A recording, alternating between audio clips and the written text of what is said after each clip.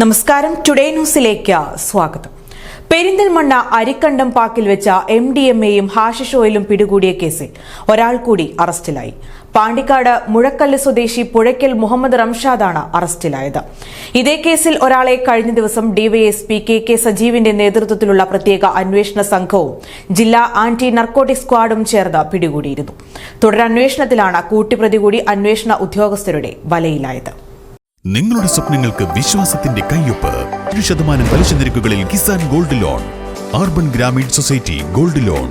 Perinthalmanna Arikkandampak ചെമ്മന്തിട്ടയിൽ വെച്ച 24 gram MDMA-യും കഞ്ചാവും ഹാഷിഷ് ഓയിലുമായി ഒരാളെ മേലാറ്റൂർ പോലീസും ജില്ലാ ആന്റി നർക്കോട്ടിക് സ്ക്വാഡും ചേർന്ന് പിടികൂടിയിരുന്നു.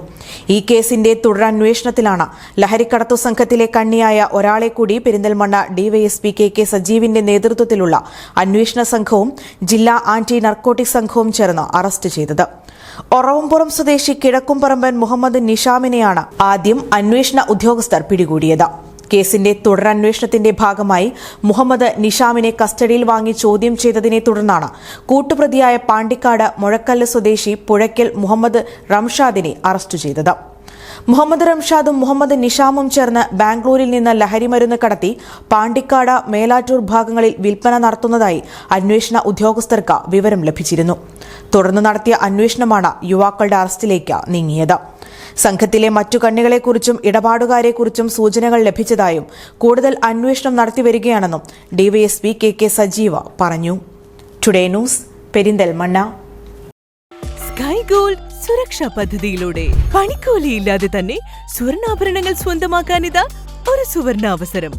കൂടാതെ വിവാഹ പാർട്ടികൾക്ക് സ്പെഷ്യൽ ഓഫറുകളും 2% മുതൽ അഡ്വാൻസ് ബുക്കിംഗോടുകൂടി 2.5% മുതൽ മേക്കിംഗ് ചാർജിൽ സ്വർണ്ണാഭരണങ്ങൾ സ്വന്തമാക്കാം.